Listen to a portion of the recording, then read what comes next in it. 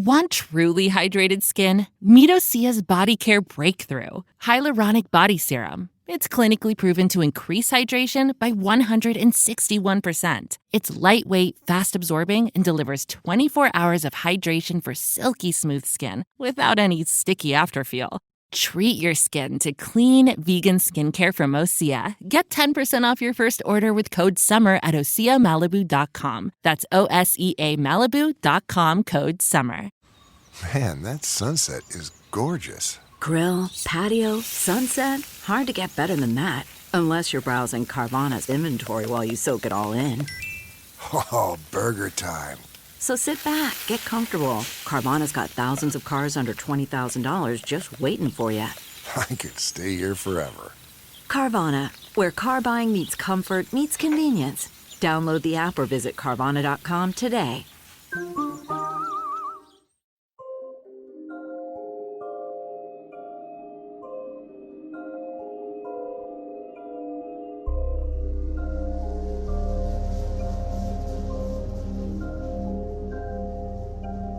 Much of Alexander the Great's success has been attributed to his desire for not only conquest, but also for the pursuit of knowledge. This attitude was adopted by many of his generals and contemporaries, where it became a sign of nobility to have large and extensive libraries. In the city that bears his name, Alexandria, Alexander's companion Ptolemy I became king of Egypt after Alexander's death, and decided to continue his former friend and king's legacy of learning. At the time, Alexandria was the largest city in the Western world, and it was the ideal place for a grand library to be built. Not only a library, but an institute where scholars from all over the Hellenistic world would be invited to study and lecture on areas like astronomy, mathematics, history, and medicine. Thousands of translations of ancient Egyptian texts and early Greek histories would come to be housed within its walls.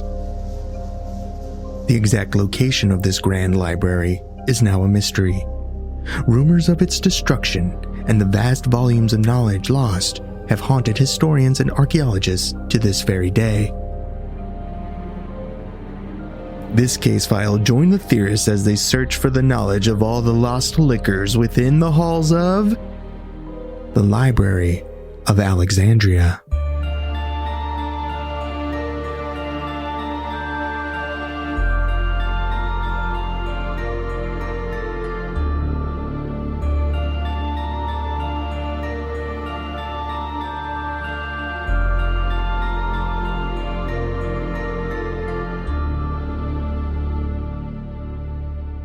Welcome to Alien Theorists Theorizing, Case File 178, The Library of Alexandria.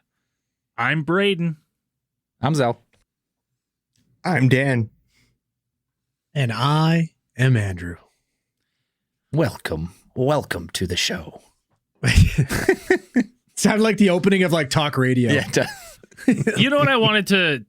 I was... Every single week, I forget to tell you, Zell, that when we're doing the intro, if we can just pause on everyone for a second, it makes when I'm making trailers so much easier, because half the time you cut in the middle of you saying like, I'm Zell, and then it'll flash to Dan at the end. Makes it so hard to edit, but whatever. It's Okay, let's do it again. Take two. Ready? Want to take two? Yeah. Okay, go. Welcome to Alien Theorists Theorizing, Case File 178, The Library of Alexandria. I'm Braden. I'm Zell. I'm Dan. And I'm Andrew. Welcome to the show. It's a really good one. This is going to be a good one. Crack your beers. Enjoy a ATT on a Saturday night. It's going to be a little sloppier than normal because it's a Saturday night. Also, it's a fan pick of the month. You're a Patreon supporter. $10 is it tier. $10 tier. Ron Pond approved. Was Ron it Ron Pond Pond approved and above?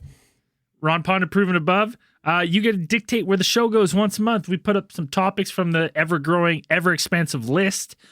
and those people decide what the last case file of the month we're going to do, or one of the case files of the month this week was voted on by you, the fans. So if it sucks, it's your fucking fault. It's your You guys fault. blew it. All right? Drop the ball.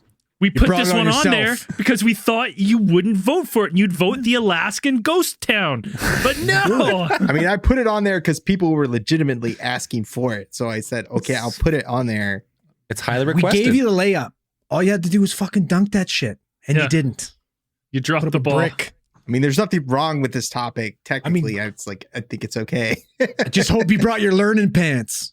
Grab a notepad and a pen. Yeah, We're about to fucking go learn learn something. today. You're going to learn, light up, crack a beer, sit back, and listen to the master class of the Library of Alexandria. You mean the Maester class?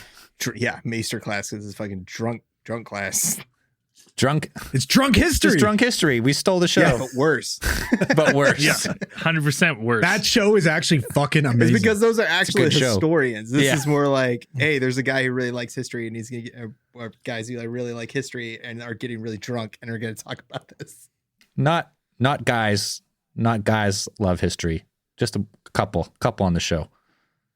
Yeah, I fucking hate history.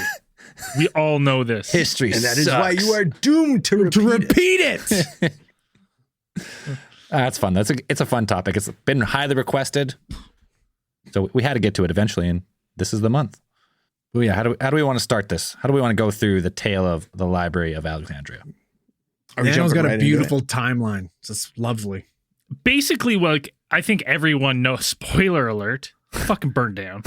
It's gone. But like, it? Well, it's Wait a not second. there anymore. It's not there. it's, Ha. but how one thing we can kind of talk about beforehand is like losing that library would be It's almost it's like actually pronounced library. Library. It's library. Everybody knows that. losing that library, and then is like akin to like all of a sudden today we losing everything on the internet, just like overnight, like boom, all the knowledge on the internet gone. Well, like regionally, Like that- if there was like a regional internet, I guess. If it were like, I saw the comparison of it losing like the copyright library of the UK. Kind of. Like Who fucking cares about that? I mean, but okay, when you say regionally though, like this was the Mine hub sounded of way the better. fucking world back then. You know what I mean? Western So I world. think it would be a little bit more. Well, the Western world, I think it would be more expansive than just like a local. okay, well, let's say like a country, or like a small portion of like what? So what? Come on. Northern Africa. This is the hub of the Western world. Everywhere else at this point in time, they're all savages. Okay, Well, There's no other books I mean- anywhere. No one wrote. no, they're just savages. Everybody's eating with their hands. And, Yeah. I mean, no, but No, but maybe. Oh, really? Kind of. Were you there, Dan? yeah, well, Zell was. I mean, Zell was. I'm telling you, it was a pretty nice place actually. You know, Pretty good place. A lot of cool buildings. the Library of Alexandria is a highly requested topic in most paranormal circles because it is, like Braden said, often said that when the Library of Alexandria suffered its destruction, there's always this kind of story, or a lot of scientists, and I think a lot of people get it from Carl Sagan's Cosmos. There's a segment where Carl Sagan kind of talks about the Library of Alexandria and how it was this wonderful hub of knowledge. As Andrew said, it was the largest and one of the most magnificent libraries in the Western world at the time when it was founded. And for, almost 1,000 years, it was the place for, philosophers, for scientists of the ancient Hellenistic world and almost like proto-Roman Pagan. empire to kind of come together and put all their ideas together. So there was just this idea that when it was destroyed, when it was lost, all of this knowledge that was accumulated within the Library of Alexandria, within the scrolls, which some historians, a lot of academics, we're not even really sure, but estimates kind of float between either 40,000 scrolls to 400,000 more scrolls. Yeah, 40,000 doesn't seem like enough scrolls in my mind. I want to see aisles and aisles of scrolls. Yeah, but you got to remember these fuckers are handwriting all this shit. I think a lot of some academics have compared it to, like, in relative terms, is like 100,000 books. Today, probably one of the most comprehensive libraries in the world is probably the U.S. Library of Congress, where we hold about about 16 million books. I was gonna say 100,000. I got more books than that on my fucking Kindle. Well, come on now. And you've read 3. 3. 7. That's giving me credit, dude. Oh, only 3? 2.5. I don't even think I've read 3 books. Are we talking chapter books? Because I read the fuck out of Big picture chapter books. books. Picture books, yeah. Comic books. Well, Oh yeah. it's the one thing I didn't know though is before I started looking into it, I just thought it was a straight up library. But it was like a fucking amusement park, man.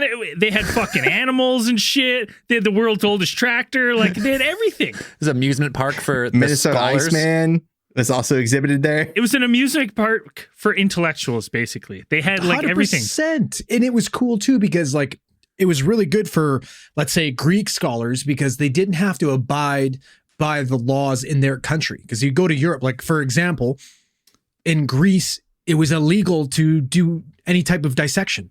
You couldn't cut a human body up and examine anything.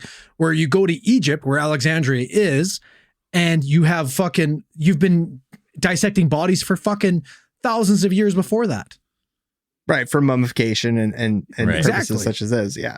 Right. In the So- repository, they just as you're going through, they're like, and here's the day slave. If anyone wants to perform an autopsy, no big deal. Well, I'm sure they had an abundance of dead bodies too, though. Oh, yeah, without a doubt. The Library of Alexandria was founded sometime. They're not really sure when it was, the exact date of when it was founded. It's sometime, but it's put sometime within the 3rd century BC. So sometime between 300 and 250 BC. It was founded by the Ptolemaic dynasty. So the first Ptolemy, who was a general in Alexander the Great's army. He was, after Alexander the Great's death, he took over Alexandria. So he's the right big after cheese. Alexander's death, this is the beginning of the Hellenistic period. This is where you get all of the kind of pretty much everything within the Mediterranean, or the kind of like Greek area. That's where you get all this kind of Greek stuff. Like, if you're not familiar with Hellenistic period, Which is pretty wild too, because it's like, so Alexander the Great dies, and his empire expands like nothing we've ever seen at this point in time, right?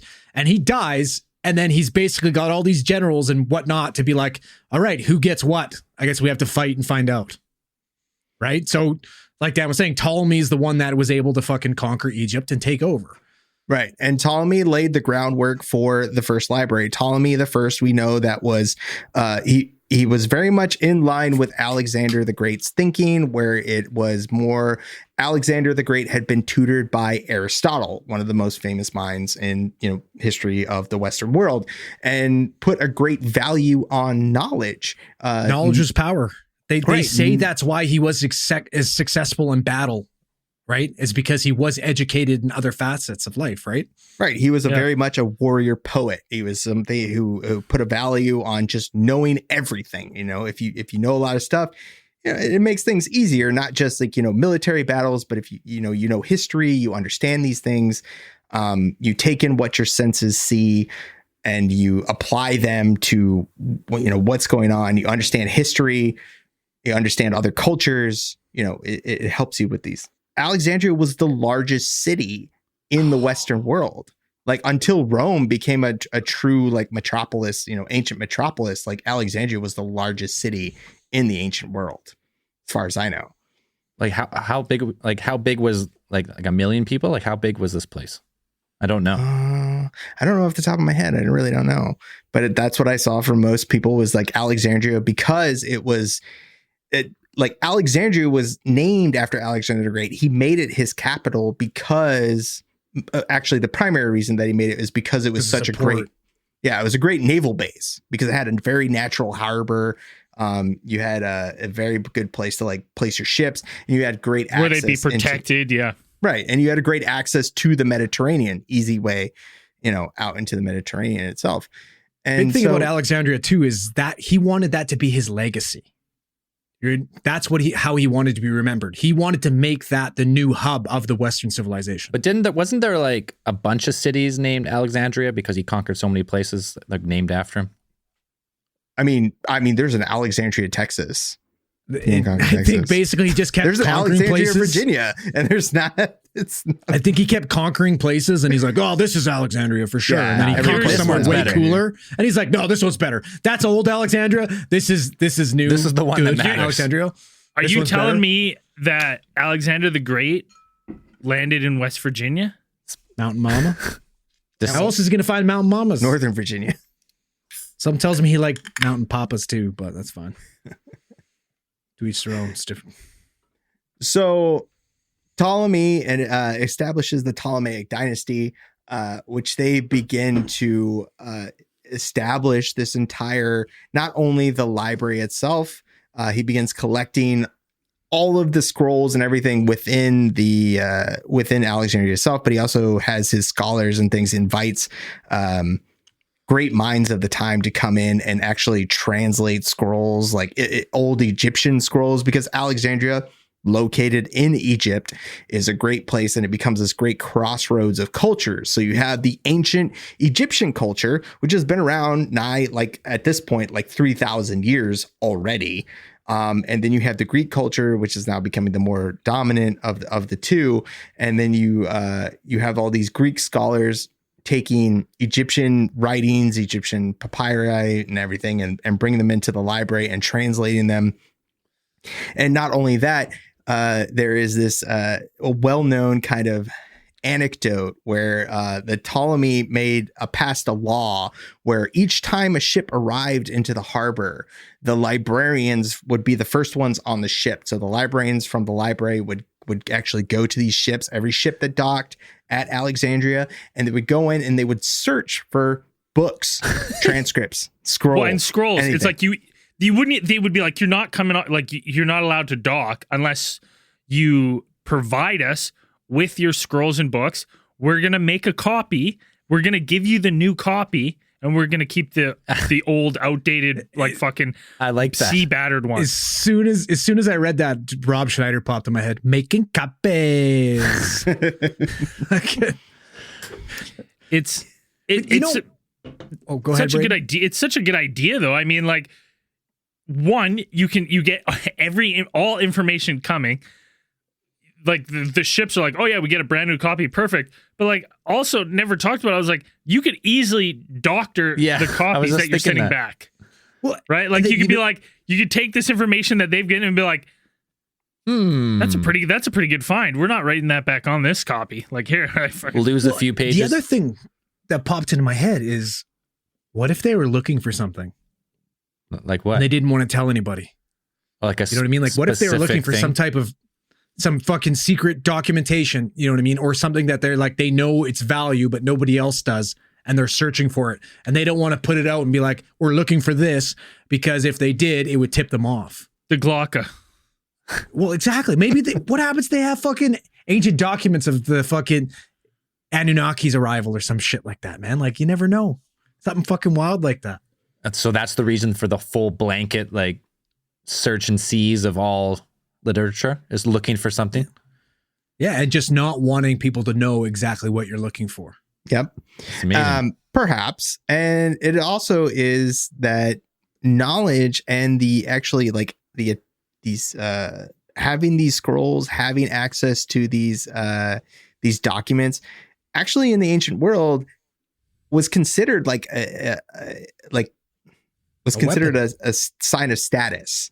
Like having more books, so many scrolls, access to this knowledge was actually considered something that it's royalty would want to do this. So at the time that when the library was first established, it was almost a sign of wealth that you would have all of these scrolls, that you would have enough money to pay people, because they actually did pay people. They would not only collect scrolls from ships incoming, but they would send out scholars from the library to other cities. So they would send them to places like Athens, and they would pay Athens like, we would like to purchase or at least borrow some of your treatises from people like Plato, from Socrates, things like this, and they bring them back and they would transcribe them and they would send them back. So they would pay them florins or whatever the currency was at the time. I can't remember. And then return them, or hopefully return them to their origin cities. I would imagine you'd have to, because when you think about it, at this point in time in the world, how many fucking people could read? Not many. Good question. You know what I mean? Yeah, like, you got to think about that. Like, these people you're sending out are your fucking assets. You know what I mean? Like, at this time too, like in some cultures, like it was forbidden for people to learn to read because they didn't want people to learn. Right. Right? It was a sign of status, but also then you could control the power, right? If you have all the information written down and you make sure like a certain population or a certain culture like cannot read, then right, you have hidden information from them. Oh man, I grew up in the wrong era, dude. I would have fucking sailed right through that shit. Would have been perfect. Oh, you mean I don't have to read? Hello. Perfect. I don't gotta do math. What else do I not have to do? This is perfect. Yeah, reading and writing back then was almost akin to magic. Being able to read and write out these things was it was like a mysterious kind of thing. And scribes back then, philosophers, scientists, those people that occupied the academic spheres were almost like rock stars. These dudes were like, basically demigods, because it is magic. We've normalized reading so much, but we've made up little fucking ink blots that are meaningless. They're meaningless that we all understand. Like, it is magic. You know how easy it must have been back in the day just to be like, everybody's gathered around, you grab a fucking little papyrus, you got your papyrus and it's a bunch of squiggles on it, and be like, this is what this says, for sure. This is the word of God. Me. Oh, dude. I'm fucking slick and nobody fucking knows. You're completely talking out your ass. Me. I would have had my book and I would have been like, bow to me. One time, as the stars shone down from the sky. And I'm like, I don't know what the hell this says. No, but nobody fucking knows. They'll be like, Braden. You fucking perfect. That's 95% of religion back in the day. You got a book that you can read, and only the high-ranking members of your church can read, and you can just say whatever the fuck you want. This part right here says that you're supposed to give me all your goats and your women. I got a new conspiracy. I don't think anyone can read. We're all making it up. It's like this conspiracy that no one sees the same color. Everyone reads different, but somehow it works. Yeah.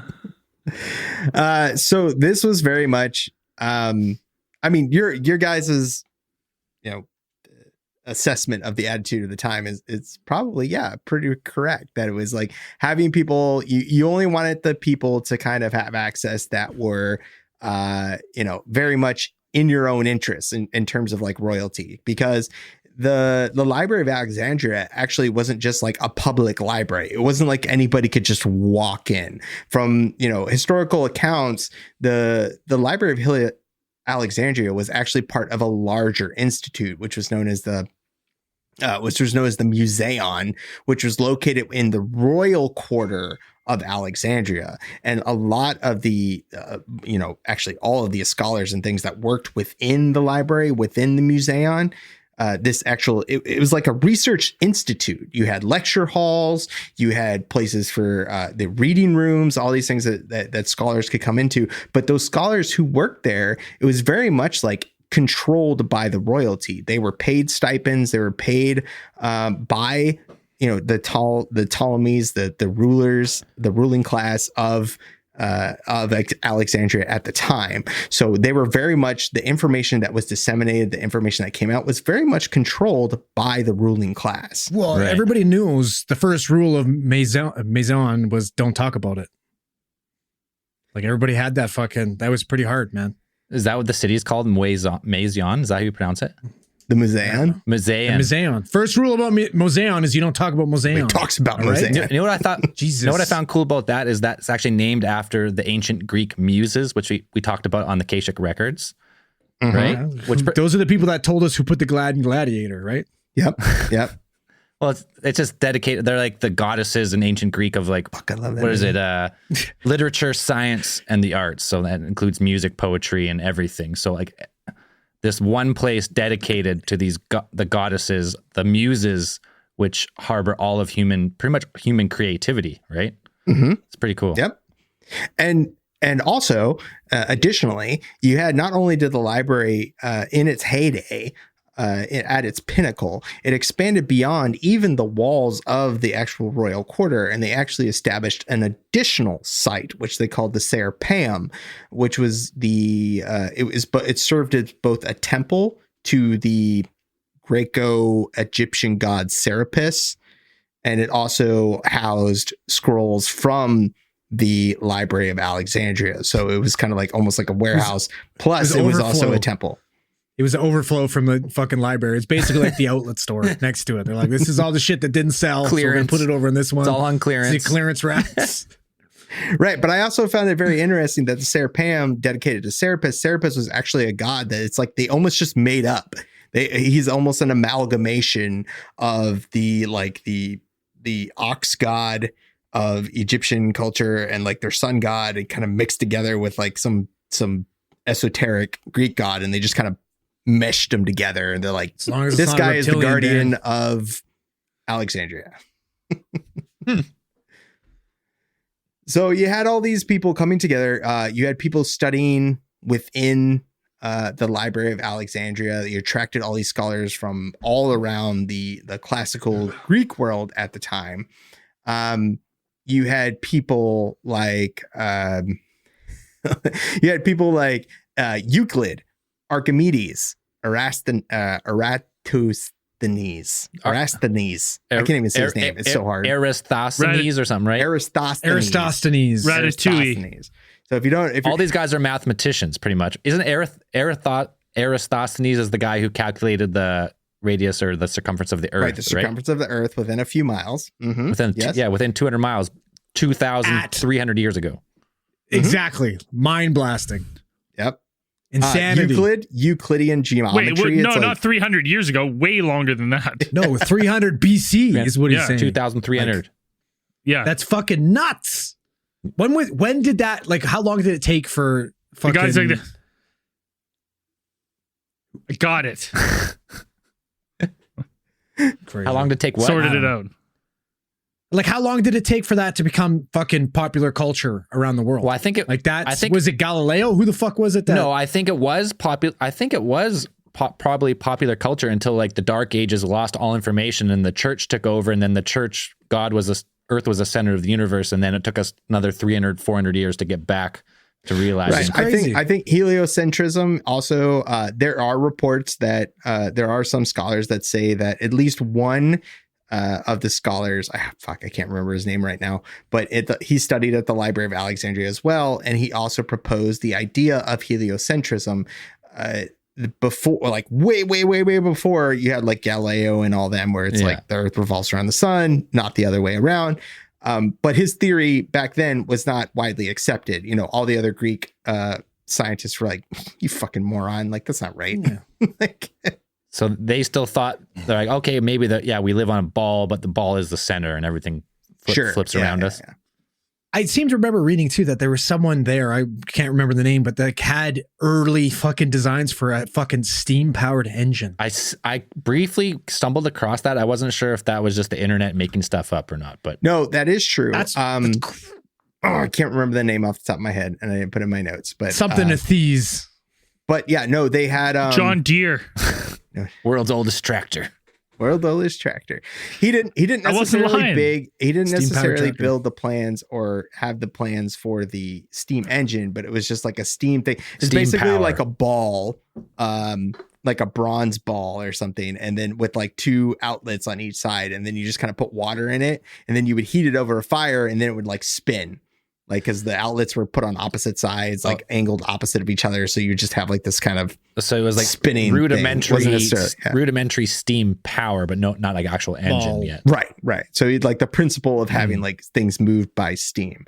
And again, you had brilliant inventors like Archimedes, who invented the Archimedes screw. It said that, legend says that he watched when he was studying at the Library of Alexandria, he observed the rising and the falling of the Nile. That gave him the idea for the Archimedes screw, being able to irrigate fields that were slightly above water level. You could just screw them. So let's fucking screw them, man. So this place was just a melting pot of all the pretty much the world, all the Dans in the world, all the Dans, all the maesters of these times. It legit was the Citadel from Game of Thrones. 100%. That's where they stole it from. Except for nobody's wearing sweet chains that we know of. So these guys. They probably were wearing sweet chains. And we don't know. And we don't even know what this fucking library looks like. We're gonna get to it, but it's been burnt. But this place was probably a fucking party for the academics. Relax about the burning. Yeah, indubitably. Was it burned?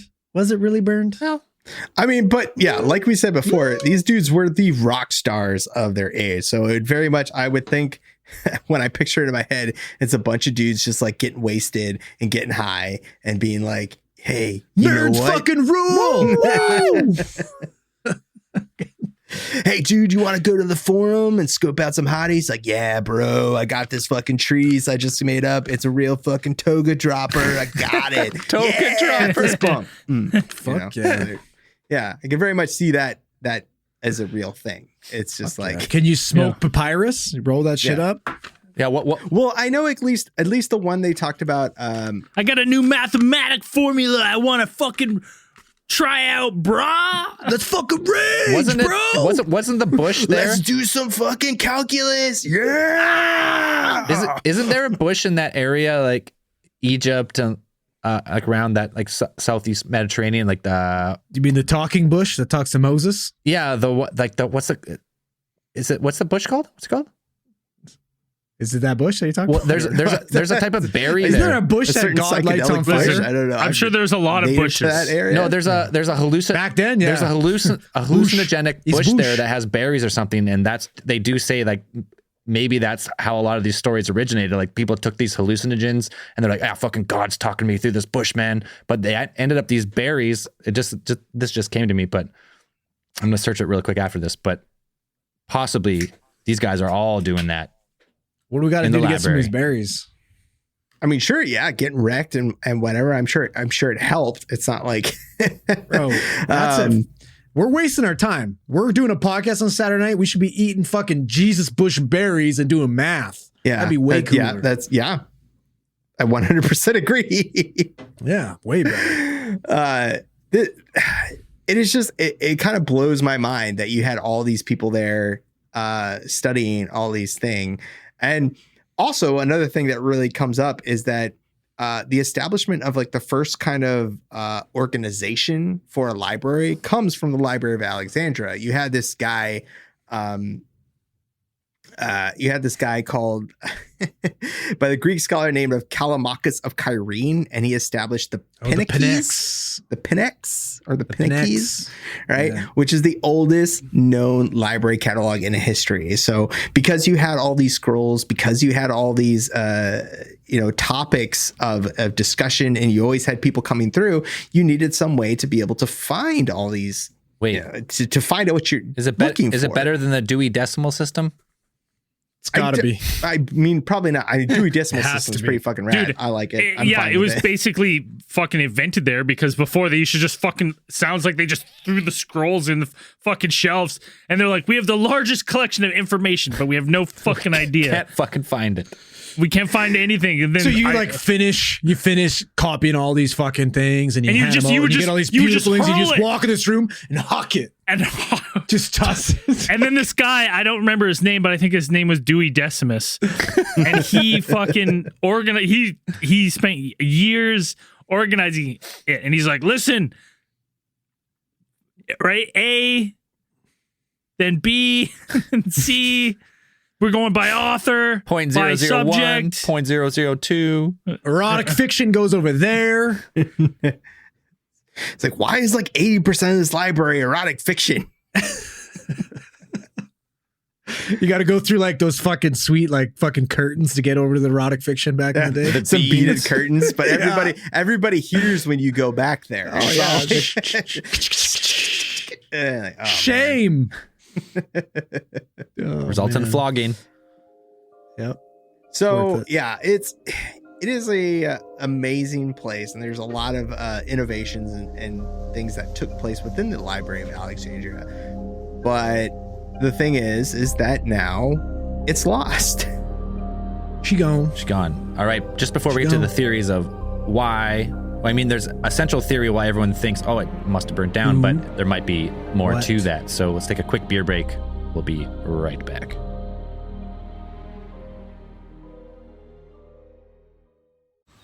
Man, that sunset is gorgeous. Grill, patio, sunset. Hard to get better than that. Unless you're browsing Carvana's inventory while you soak it all in. Oh, burger time. So sit back, get comfortable. Carvana's got thousands of cars under $20,000 just waiting for you. I could stay here forever. Carvana, where car buying meets comfort meets convenience. Download the app or visit Carvana.com today. The comfort of your favorite seat is now your comfy car selling command center, thanks to Carvana. It doesn't get any better than this. Your favorite seat's the best spot in the house. Make it even better by entering your license plate or VIN and getting a real offer in minutes. There really is no place like home. And speaking of home, Carvana will pick up your car from yours after you finalize your offer. Visit Carvana.com or download the app and sell your car from your comfy place. So this is very much like an Indiana Jones kind of situation where you have this amazing library that is mentioned in histories and anecdotes throughout ancient history, and scholars know about it. It's been mentioned in stories and histories from ancient scholars, but we don't know where it is. It's gone. There is the only piece that actually survives is what we mentioned before, the Serapeum. That's the only part that they've actually found that has been excavated partially by archaeologists. Was the Sarah Palin? Yeah, Sarah Palin. Sarah Palin? Yeah, her political career needs to be excavated. Not really, just leave it buried. I don't fucking leave it down there. But you don't have any real. We don't have any real idea where it is now. So wait, what it looks like. We don't even know what it looks like. No, we don't. So wait, there's no, like, they never found foundations or anything where because this would have been a huge building, right? Well, we found foundations, but we don't know that it's the fucking. We don't know what, because we don't know what it looks like, so we can't like match the foundations with a building plan or anything. There's no. Right. We have general ideas of like how far away the fucking library was from the docks and stuff like that, but we have no idea the exact site. So there are all these foundations, but we don't know which one is the library. They could have been a combination of a bunch of buildings, or it could have been the one building itself. There's just no way to tell. Right. Alexandria very much has the same problem that you have in kind of like Rome, where it's in modern day Rome, where it's a ton of things are buried underneath the city. You have cities built on top of cities on top of cities. I know when I went to Rome, and like we went to some church like out in the middle of nowhere, and then you went down, like we just like walked down some stairs or something into the basement, and you went like 3 or 4 stories down, and there were just like buildings, just like buried underneath this church. They were built on top of them.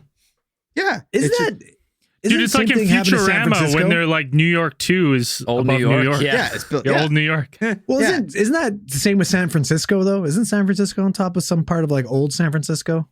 Possibly. I don't know if it's San Francisco. Remember reading that was in Lethal Protector, Venom's first solo run. There's like a whole little city underneath. There's a whole fucking the homeless empire that lives underneath there. A lot of places like old places like that it'd be less labor to like just fill it in and build on top than to try and smash it apart, all the stones, and get them out of there. So it's like, let's just fill it in and build on top. No big deal.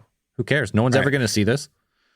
So we have no idea where it is, but there is this idea that persists that because that there is some singular catastrophic catastrophic event that happened that destroyed the library completely. And there's always this idea, I know I hear this quote a lot, and I know I've said it a couple of times, where it's like the library was burnt down, Destroyed. was destroyed, and we lost, 1,000. It's usually like 1,000. That's usually what I hear is usually like 1,000 it set us years. back 1,000 years. Exactly. So looking into it, historians, from what we have of like histories that were recorded at the time, events that we have documentation of, it's that the library itself, the Library of Alexandria, the great Library of Alexandria, did not suffer any really singular catastrophe that led to the instant loss of everything in its collection. There was no singular event. So it wasn't, that we know of. Contrary to popular belief, it wasn't just lit on fire and burnt to the ground in one devastating fire. Right. Because that's what everyone thinks about when you hear about Alexandria, is like, yeah, we had all this knowledge, thousands and thousands of scrolls, and one night it was burnt and we lost everything. It was like a combination of events. So it's like fucking Independence Day, man. That's what I think happened. Just exploded. Fucking ship came above. Welcome to Egypt. Yeah. Oh. Fucking blew up the fucking Library of Alexandria. They just pieced out. Just like every great lie, though, there's always that little kernel of truth, right? Because there was a fire, right? Right. There were actually a couple of events that caused significant damage to, which could have been considered significant damage to the library. For example, in 48 BC, when during Julius Caesar's siege of Alexandria, there was a event where his troops actually set fire to enemy ships, Egyptian ships that were within the port of Alexandria.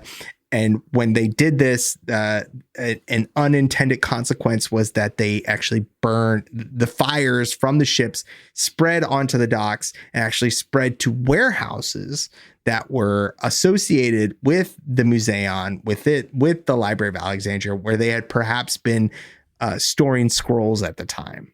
Okay. So a little background on this situation, right? So what the fuck is Julius Caesar doing in Egypt? So at this point in time, 48 BC, there's a civil war in Rome, right? So while Caesar's off fighting in Gaul, which is that France, Dan? That's France, right? France, Germany, yeah.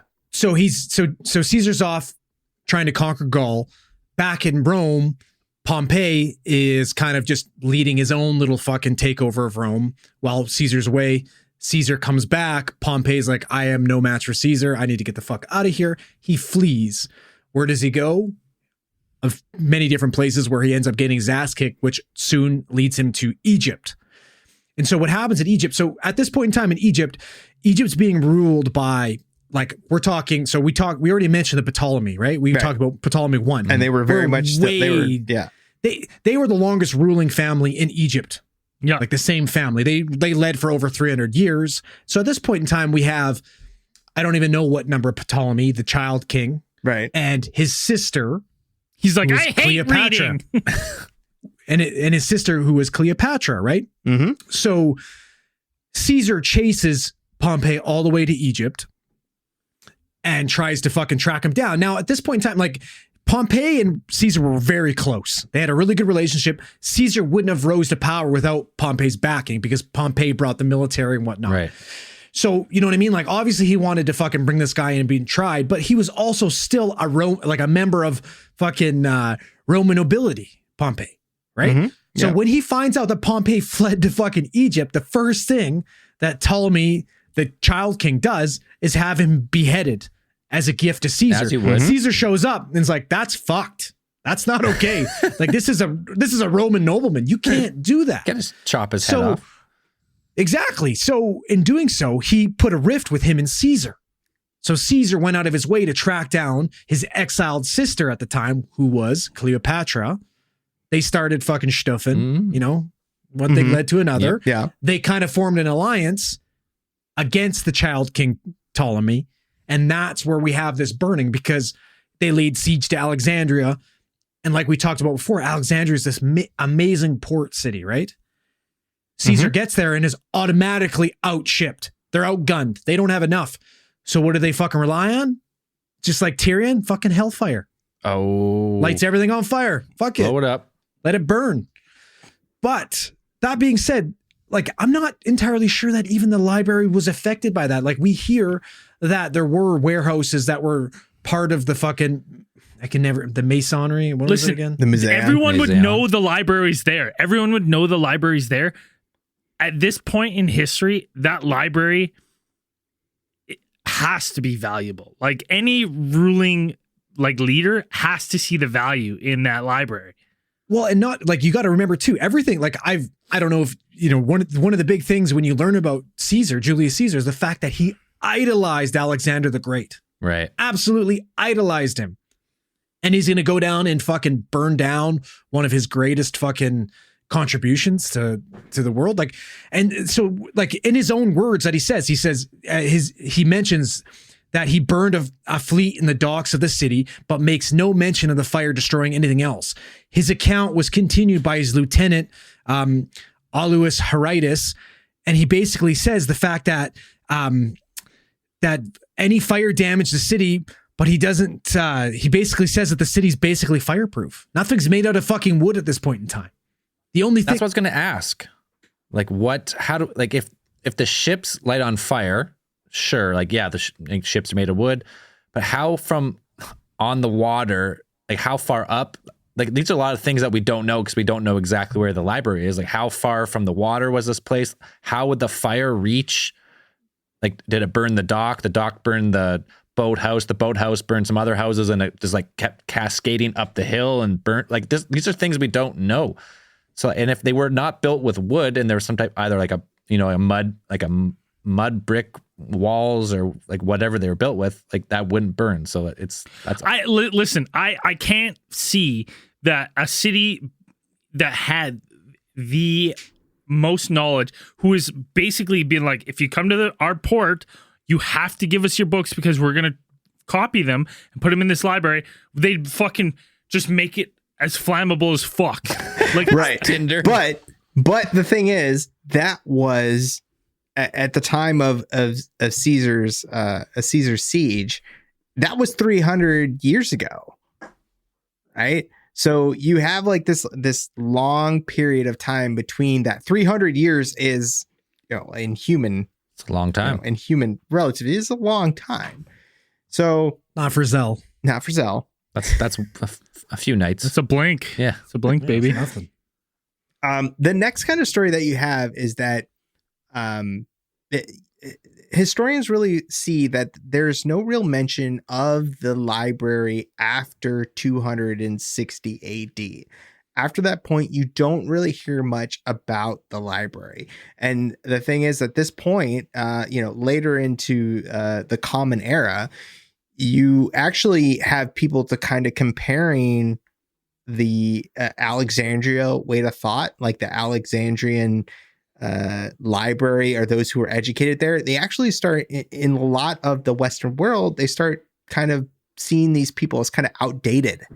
They kind of say like, oh, if you're educated in Alexandria, it's like, you're what's it like all hat, no cattle, or something like that. It's just like you don't know what you're talking about. You're like, you're way outdated. Like, hey, okay, boomer. Like, it's kind of like boomer, that kind of. That was the equivalent of back in the day if you went to the Alexandria. Yeah, if you were, it's basically you're texting these fucking guys and you get a green bubble pop up and you're like, I don't want nothing to do with this fucking green guy. bubble. It has to be an apple blue. This guy's on a fucking Android or some shit. No, thank you. Gotta be an apple blue. But we do know in 272 AD, the Emperor Aurelian, Roman Emperor Aurelian, fought to recapture Alexandria from the forces of Queen Zenobia, which is probably another thing that's a pretty fucking rad story in itself. But they burned that shit, the entire, as like the Brescian, the actual the royal quarter that the library, the museum, like all of that stuff was contained in. They leveled that place. They fucking just tore it all down. So, most historians are like, if the actual library itself had survived until that day, it was fucking done. It was nuked. Like then, that was the time that was gone. And there's so many more factions before that too, right? Like when you look at the like Mohammedan era with Omar, the Caliph, he's like fucking stated saying that these, you know, the books in this library, if they go along with the teachings of Muhammad, then they're irrelevant. We don't need them. If they oppose. Yeah, that's a very popular story that is circulated around the internet. And it was like 642 AD is when Caliph Omar was in Alexandria. You know, this is 400 years after the last mention of the Library of Alexandria that they are, you know, it's not like the Library of Alexandria was completely lost and people didn't know about it. People knew about it. It was the only thing it was lost to, by the sounds of it, is it was lost to fucking irrelevancy. Yeah. Right. You know what I mean? Like it just got outdated. No one gave a fucking shit about it anymore. Yeah, the internet was new and a big thing. Like it's like you go ahead and you hear everything about like, oh, you know, like it was burnt down by Christians. Christians destroyed it. And it's like Christianity wasn't even fucking a thing yet. It wasn't even part of the empire. It wasn't even made up yet. It was made up, but it wasn't even the Roman Empire didn't even become Christian until fucking like 313 AD. Yeah, there's even accounts though that they did in the Library of Alexandria. We probably do have some. We do owe some thanks to the Library of Alexandria and the scribes there, because they did translate the original Hebrew Bible. They were responsible for translating the original Hebrew Bible into Greek, which made it accessible to a lot of other scholars and things like that. So it's like we do kind of that is kind of something that you owe to them. But yeah, Christianity back then was still seen as some kind of like weird cult. Like back then. So it's like Christians didn't really burn it down because it was already gone. Like it wasn't there. There's nothing to burn. Okay, well, when we say like maybe it didn't burn down, like what are other theories of like where it just went, other than being lost to redundancy or whatever? Like where did the building or the plans, where'd they go? Well, like for me, I don't know. How far into this? Are we getting into our own theories yet? Are we getting crazy? What's happening? Yeah, we're pretty much. I haven't eaten anything and I've been drinking. We're pretty much getting there now. Wasted. Okay, so this is what I've been thinking this entire time, right? So what we know right now, we've already kind of touched on it, is that to a lot of these cultures at the time, the educated and the knowledgeable were fucking the enemy, right? They're the enemy of religion for the most part, right? In some cultures, not all cultures, right? And we didn't want our people to be fucking educated and knowledgeable. We have stuff like in 415 CE, Hypatia, a mathematician who studied at the Library of Alexandria. She was studying fucking math. She was murdered. Was murdered, right? Yeah. We have all these accounts of it just not being right.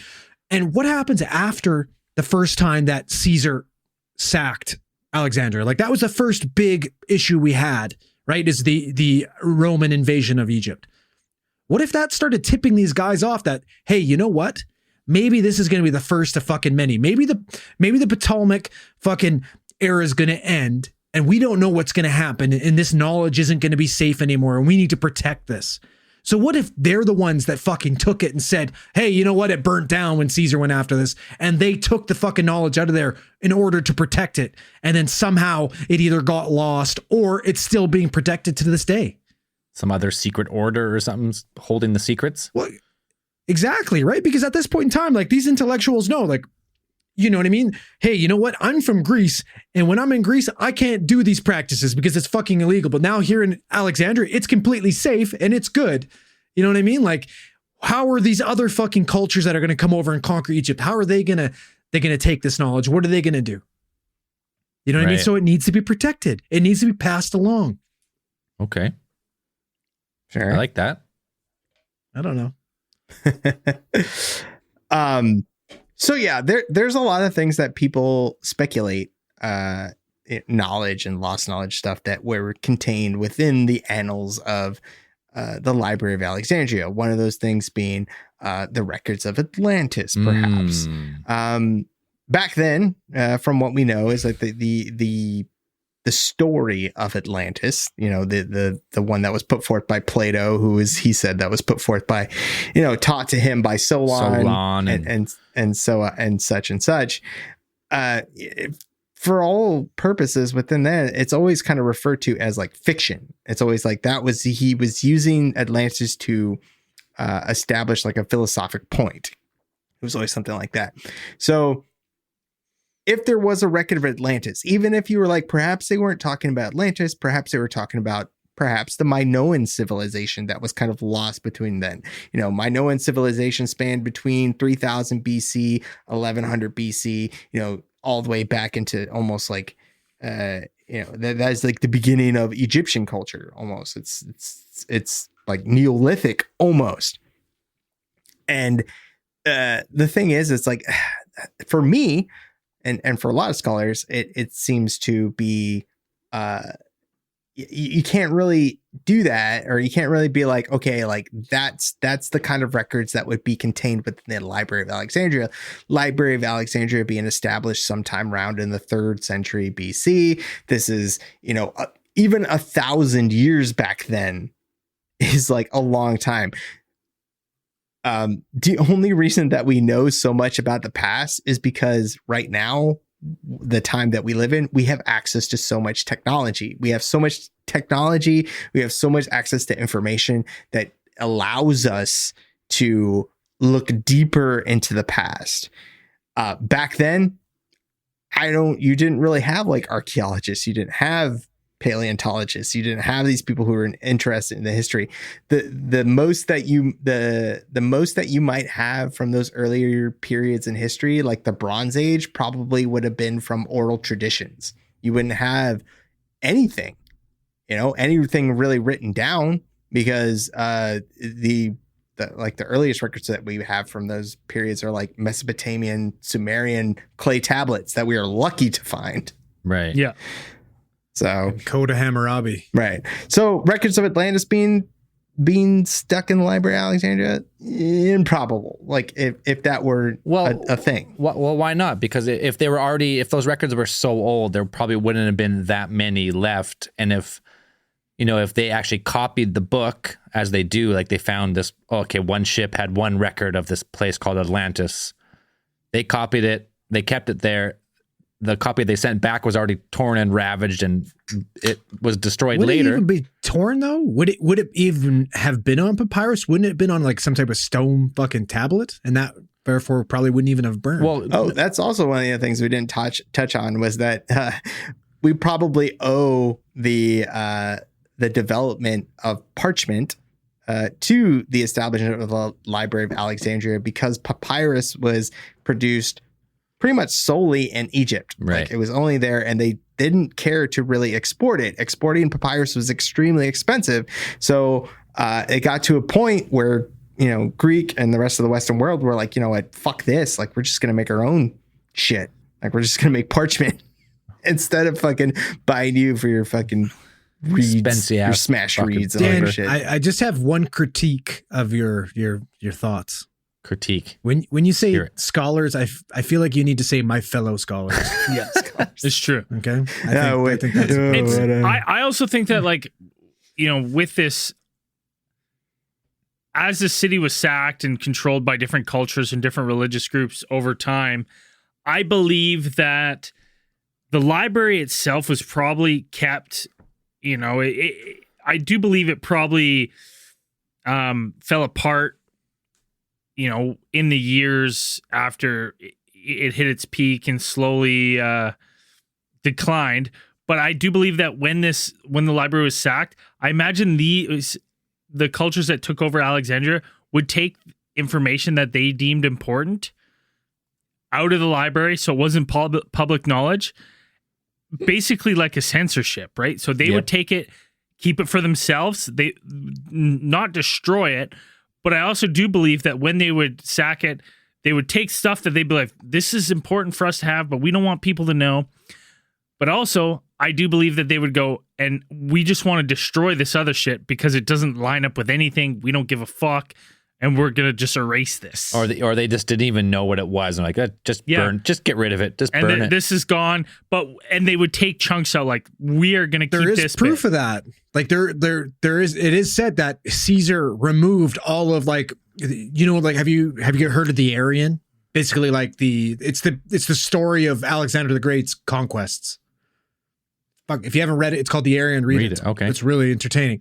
But it said like those where all that source documentation came from. Julius Caesar took that from the Library of Alexandria because he was such a fucking devout, fan of nerd. Alexander the Great. Right, he was a nerd. Alexander the Great fanboy. Right. Yeah, so he took that, like, just like you said, right? So what's stopping all these other people from taking that shit? Just like we talk about the Caliph Omar, he basically said, he's like, if any of this stuff agrees with the Quran, then that's great and all, but it's irrelevant, so destroy it.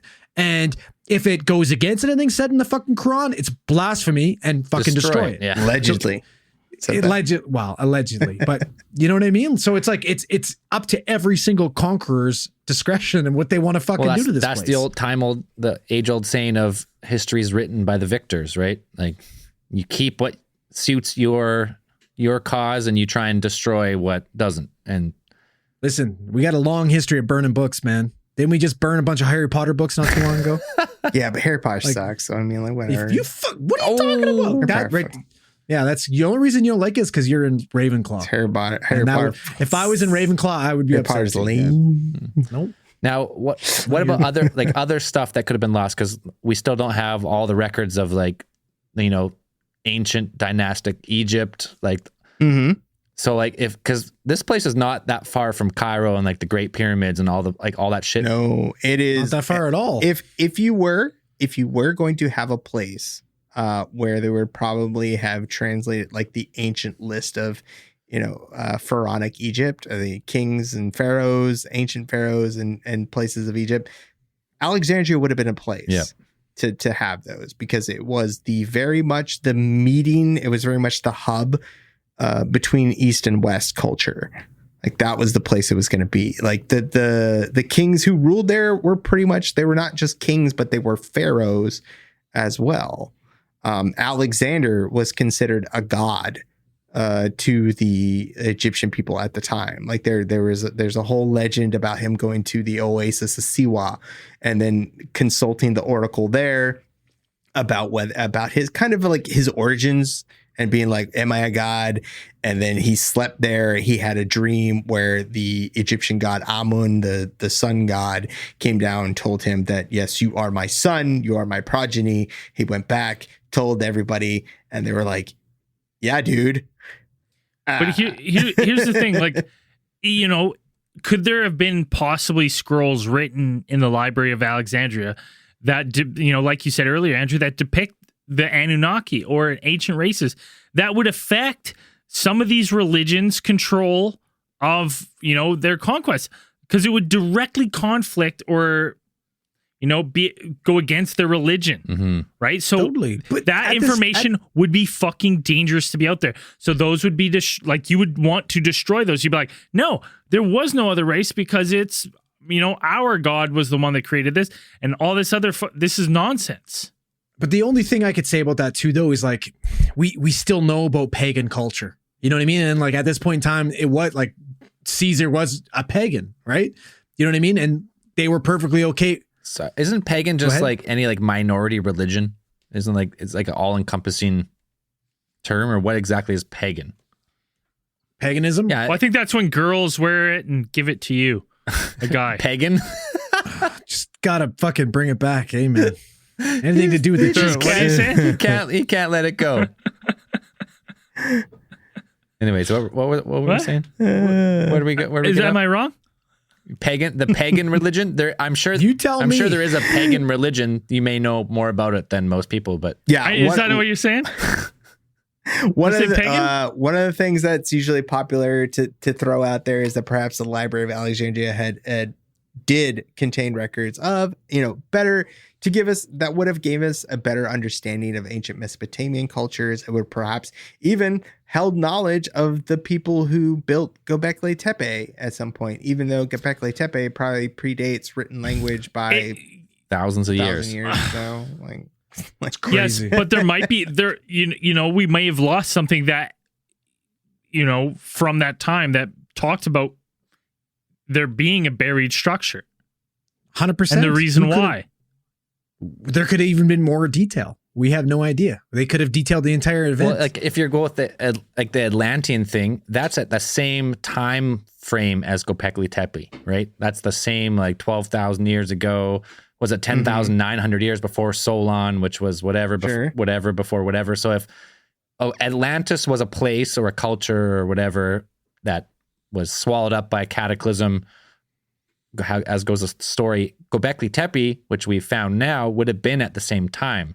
So if Atlantis was true, then they probably would have known about Göbekli Tepe and probably more. Like Göbekli Tepe is what we found now, but everyone knows in another 20, 30, 50 years, they're going to find another thing. They're like, oh shit, this is also at the same time as Göbekli Tepe. And this one, like, it's just going to keep going forever. So yeah, if that information was stored there and lost, destroyed, or a combination of both, almost impossible to get back, really.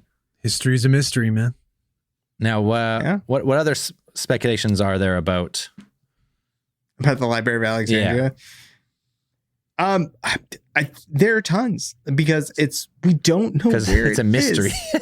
It's gone. Like we don't know where it is. It hasn't been dug up. The main buildings that made up the Museum, this ancient research institute, this ancient convocation of minds and maesters, whatever. My fellow ancient scholars, has never been found. We don't know where it is. Like I said at the beginning of the show, it's very Indiana Jones things. So there is speculation about where it could possibly be, where it could, where you might find it. Archaeologists now are looking into underwater. They're looking to actually like within the Mediterranean itself, because a lot of Alexandria is actually sunk beneath the water. So now they're kind of like there's some excavations archaeologists who are, going through the ruins of underwater Alexandria and being like, maybe they could find it somewhere in there, or perhaps it is still buried under some building or thing like that. Well, yeah. But what we do know, there is now a new Library of Alexandria. There is now a facility. There's a public library that is constructed in the spirit of the Library of Alexandria. Yeah, there's one in every fucking town. I mean, yeah. It's called the public library. Called the public library. Yes. A lot of books. Yeah, you should visit your public library if you haven't. Well, not right now because there's a pandemic. But there's a fucking online Library of Alexandria, and you can order all the information you want, and it comes to your house in book form if you choose. It actually like predicts what you want it to say too. You just go, "What is?" and it just like knows exactly what you're about to type. How now, like as we're kind of trailing to into this. How far do you think we would be set back? And I don't want to get into like the communication aspect, the instant communication of the internet, but how far do you think we would be set back right now if the internet tomorrow gone? Well, I think as far as like general population, set back because they can't get answers to everything instantly. But everything on the internet is also written at the moment. Yes. But here's the problem. Here's the problem that I have with it is that like in school, like, listen, I'm a fucking idiot. Comes to math outside of like basic outside multiplication. Of school too, you are. Yeah, of course. Yeah, just all in life in encompassing. general. Just a fucking dummy. Other than stock, I'm killing it on the stock market right now, but that's just pure luck. Temporary. Temporary. Yeah, it's going in the red for sure. But what I'm saying is that like I am so reliant on the internet because I didn't really care in school, and I use all these tools we have as a crutch basically to make myself smarter than I actually am. Right, by using these tools that we all have access to. Smarter in the immediate short term. Yeah, like right now, if everything's shut down, like I'm probably dead. Like I could grow some potatoes. Could you grow some potatoes? Yeah. Could you grow potatoes? Maybe. I've grown potatoes before. I've growed I potatoes. grow them potatoes. Grown. I growed them potatoes before, and I grow them again. You got to rotate where you grow the potatoes because they suck all the nutrients. I know that. It's 5 years for the nutrients to come back. That shit I know. Since the Middle Ages. You got to rotate those plots, baby. Rotate those plots. What I'm saying is that, like, we would, like, a lot of people right now, yes, this information is in books, but, like, tomorrow, I would be a fucking moron instantly. Wow. You would be a moron. You're giving yourself way too much Yeah. credit here, buddy. You're already a moron, first of all, but that's okay. You could I get what you're saying. You couldn't hide the fact that you're a moron because you can't Yeah. Google anything. Yeah, I can't hide it. Faking it till you make it is going to be a lot more difficult. Yes. Yeah, that's fair. Yeah, I've always thought, like, everyone says, like, okay, this library burned down. We lost. Let's go with the upper echelon of 400,000 books or scrolls or whatever. Yeah. But there's also, like, like all over Europe at this time, there wasn't just this place as the only library. There was still hundreds of thousands of books printed and rescribed all over the place. So I would imagine that there was probably some stuff that just made its way there, and maybe that all the other copies got destroyed and the last remaining stuff was at Alexandria. Sure, probably, but not like all of a human advancement at the time, all across the entire, like, civilized, like, all of Europe and through Northern Africa and Middle East to like Syria and all those, like, areas there. There's no way that just losing this one library set us back.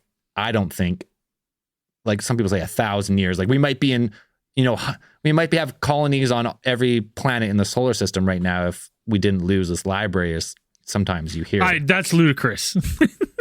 But no, they say like Like 1,000. If we lost 1,000 years, right? Yeah, it's year 3020 right now, 21. Yeah, we all got Neuralinks. We're all connected. We're all playing Ready Player One video games. We're on every planet. There's like a fucking solar light system speed, internet. Warp speed Relax. technology. I'd still be on N64. That's a hard thing to say because, like, once you get to a certain point of innovation and stuff, it starts to grow exponentially. So it's like, yes, at that certain point in time, possibly it set us back 1,000 years, maybe. But, like, I don't believe that, like, if it didn't burn, we now would be like, floating fucking auras, driving flying cars in year 3020, like perfect type 1 civilization, right? Harnessing the power of our... No, I don't believe that in a second. Well, think about this, because this is the one thing I've heard that obviously there's no proof, but, like, people say, like, okay, like the ancient mega structure pyramids and stuff of Egypt and other places were some type of, like, low level power generation, and the obelisks were the receivers, and that's why they had they had these lights. Maybe we lost that Highly information. conductive materials,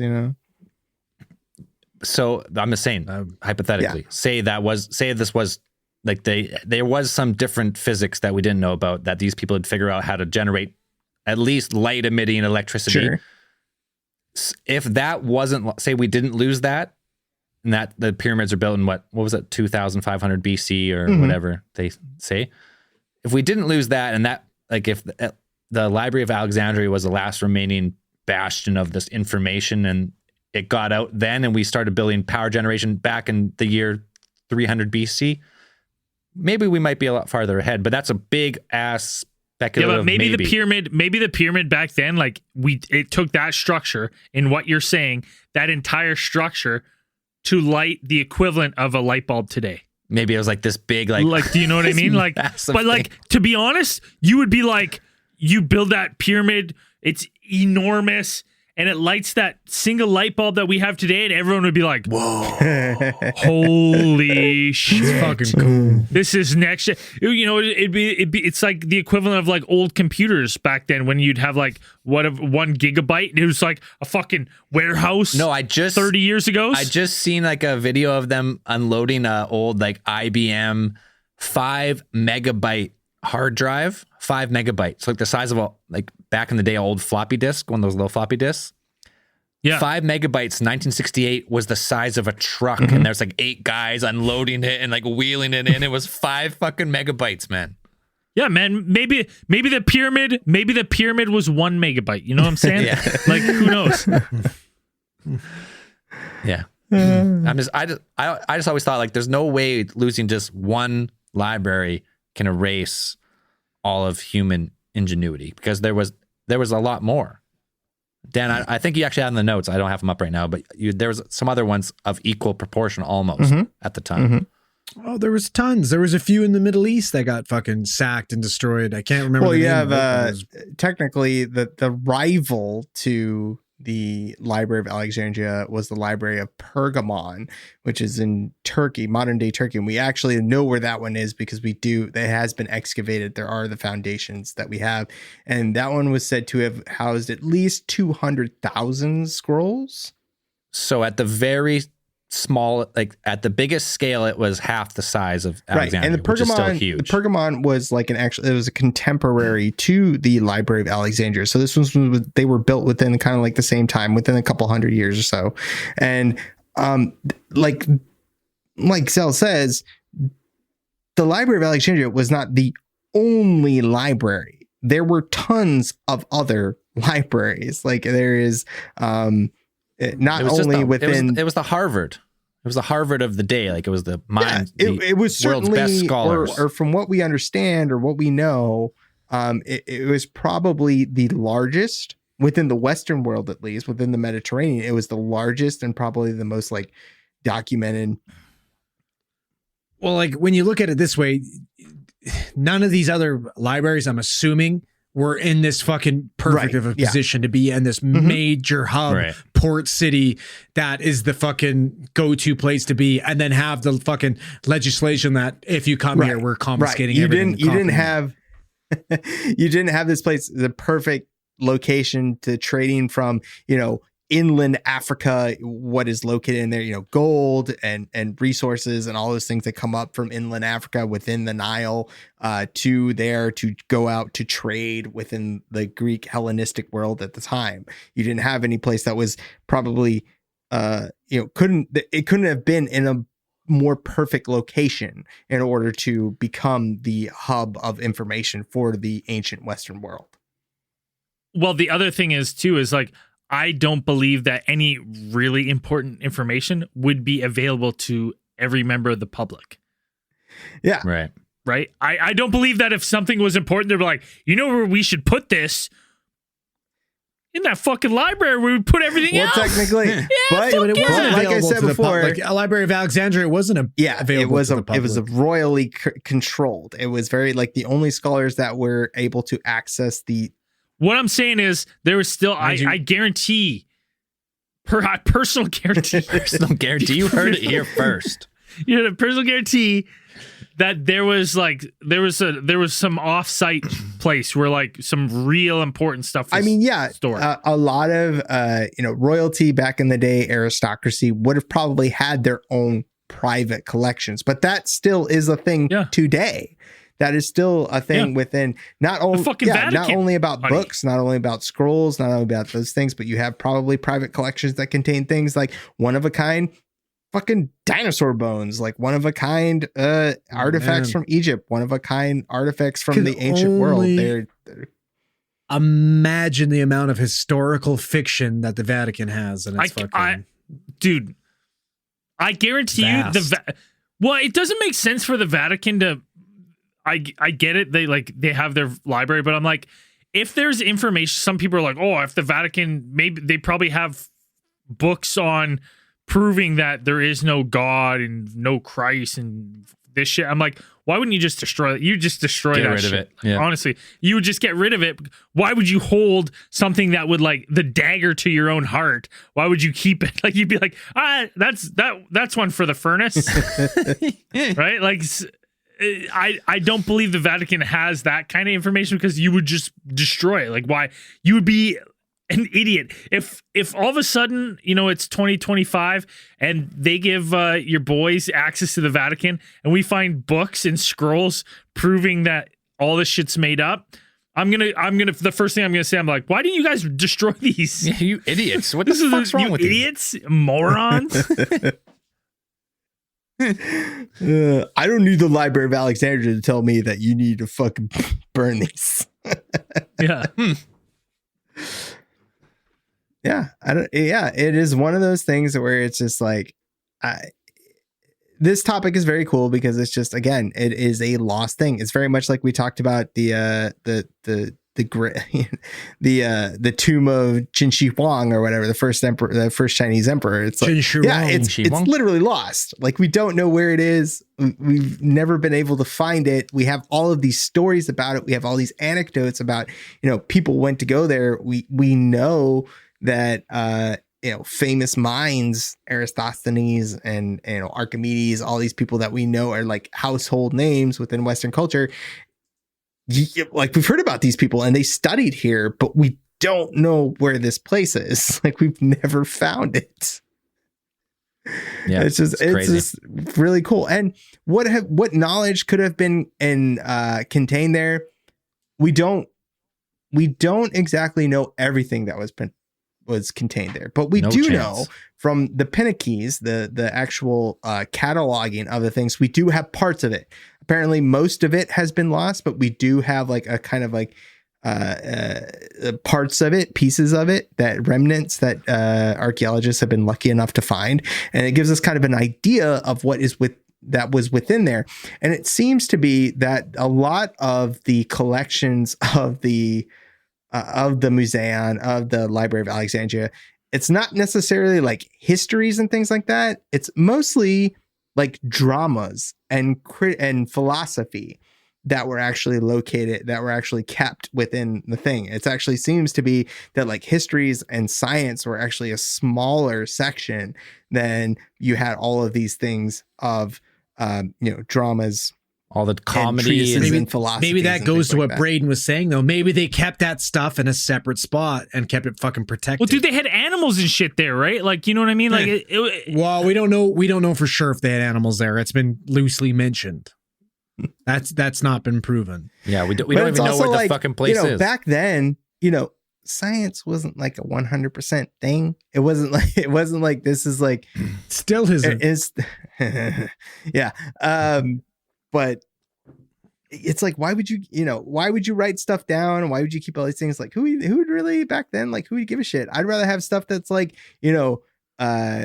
critiques on dramas, on philosophies, these things that it's like are even back then are like widely accessible. I can read these. I don't really need to learn Euclidean geometry because that's difficult. I don't give a shit about that.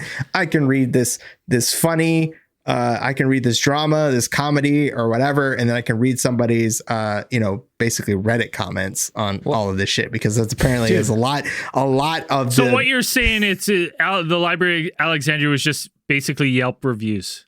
Yeah, it was basically just a ton. Well, probably like a good percentage of it was just shit. 95% Yelp reviews. Dude, just think about this. Think about like what's consumed the most in humanity today. It's all entertainment and comedy, and it's not.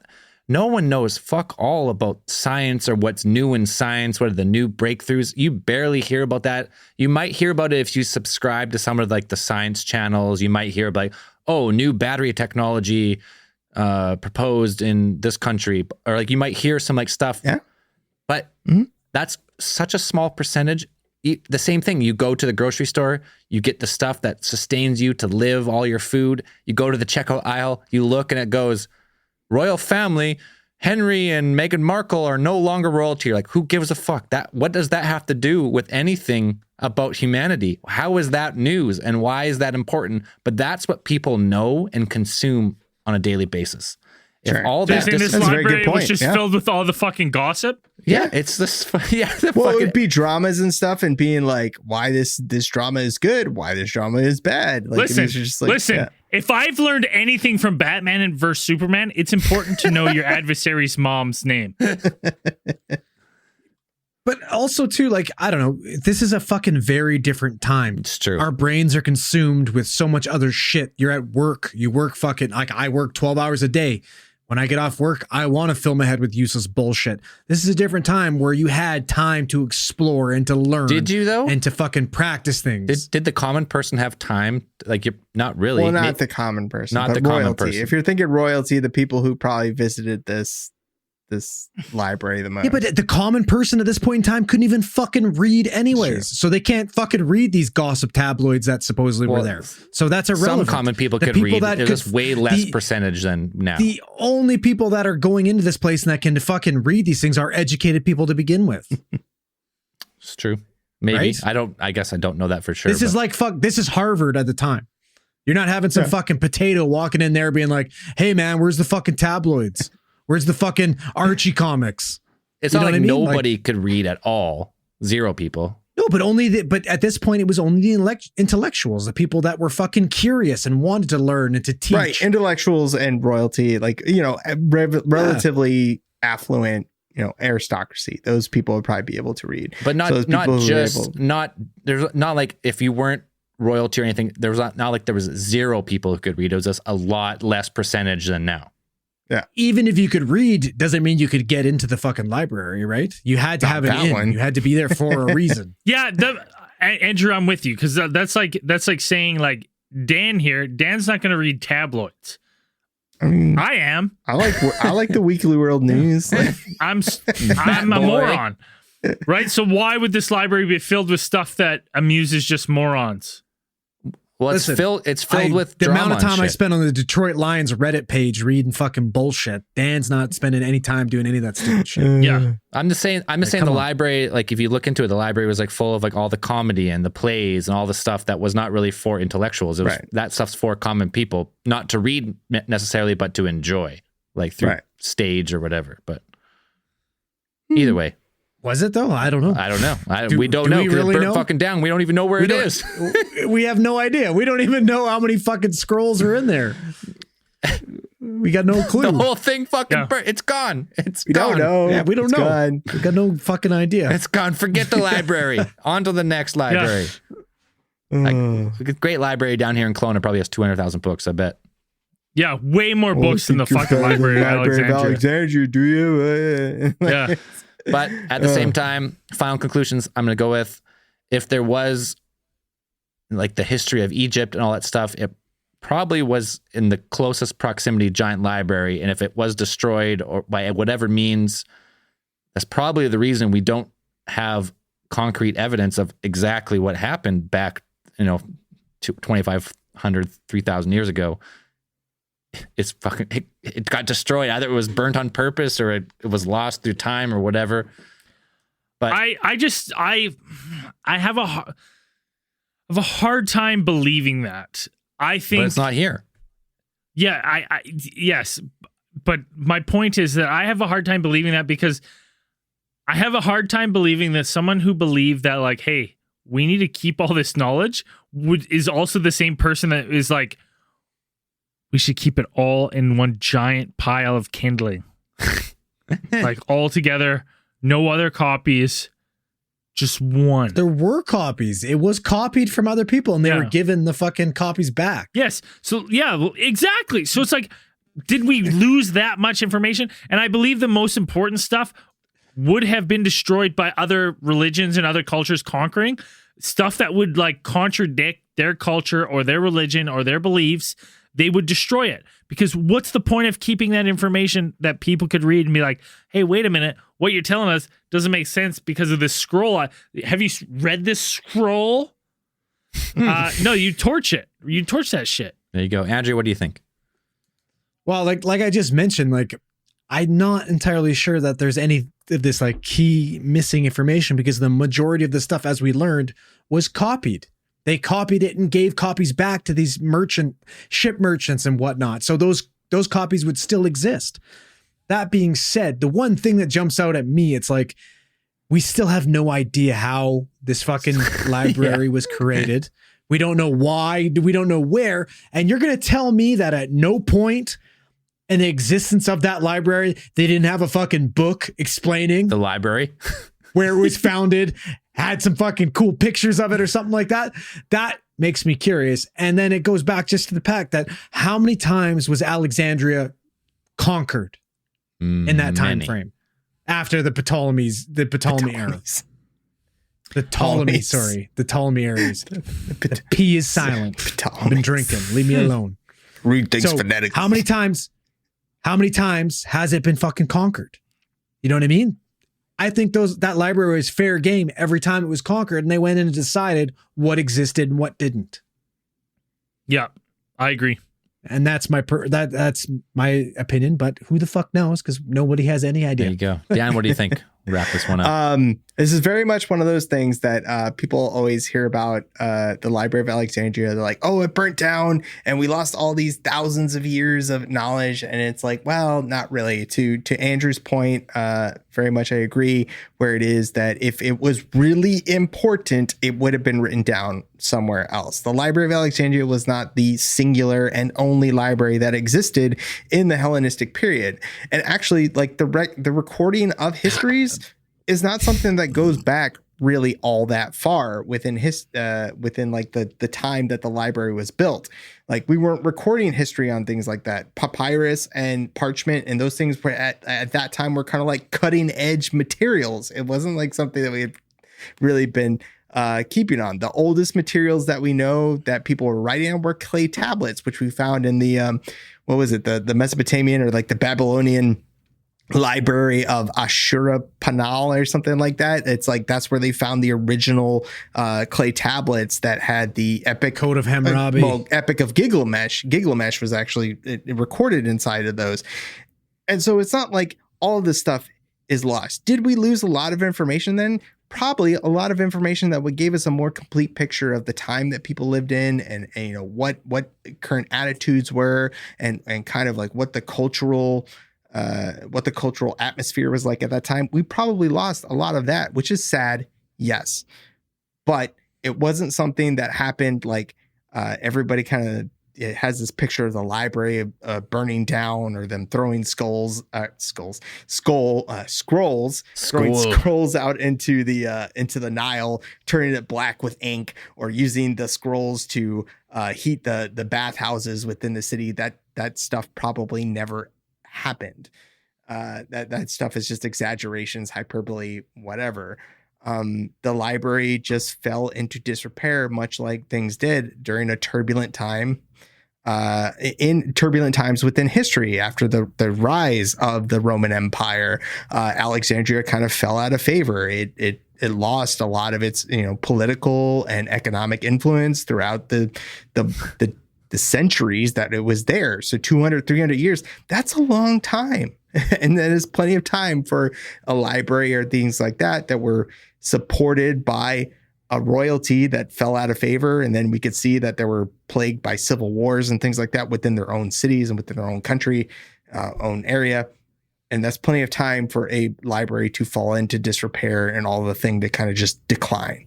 So this is very much one of those things where people get like it gets pulled into the kind of like paranormal lost history kind of thing, where it's like if it's Greek or it's Egyptian, it has to have something to do with aliens or Atlantis. One Zeus. of the two.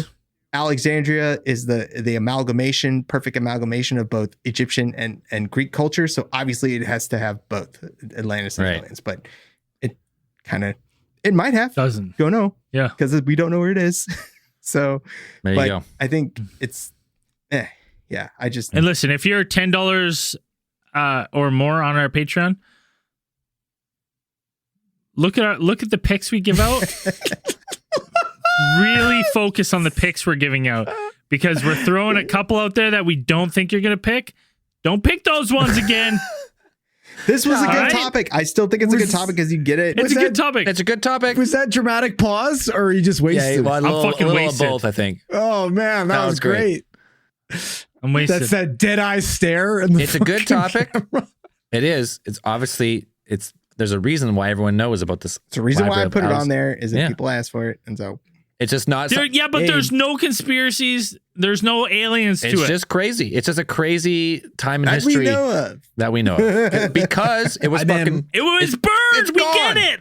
There's no foundations. We don't even know where it is. We don't know how big it was. We don't know anything about it. I'm fully Boom. torqued. There you go. I'm fully fucking torqued. I got my history nerd boners fucking raging. I enjoyed right it. now. This I was a like that blast. period in history. I was like, I fine love with it. it. Yeah. You know, Yeah, I think it's it- And this has been another episode of Historians historizing. Historizing. Historizing. History historians historizing. Anyways, why don't we get into a little bit of space news? Space news. Space. Space news. That's what happens when we record Saturdays. Saturday nights get fucking loose. Saturday. Okay, there's really only one space news tonight we got to talk about. Yeah, Perseverance. Holy shit! Did you guys? Any of you guys watch it? I didn't watch it live. I watched the Shame on you, highlight. but- Andrew. You watch What it? is I don't even know what you're talking about. Is it Shame on you. motivational posters? Dan, Those ones did at you the watch dentist it? office? I saw the photos from the lander. Yeah. Shame on you. What is Perseverance? Get the fuck out of here. So it's You NASA's get the fuck out of here. NASA's new rover. NASA? NASA's new rover. You guys talk about NASA? Landed on the red planet February 18th. I legit had anxiety watching because there was like a surprisingly high chance 50%. that it just crashed. It is just wrecked. Well, it's And they're like, it's amazing that we had NASA. 3 either probes or rovers land within a week yeah. on Mars. We had the UAE, And- we had the China, and now we have the NASA. All it took was a little competition. And Another NASA. everybody What is wants this, to like get up there. 5th rover? Like, 5th or 6th So the rover yeah. landed February 18th after an unfathomably fast plunge through the atmosphere, followed by a rapid deceleration thanks to a never-before-used sky crane.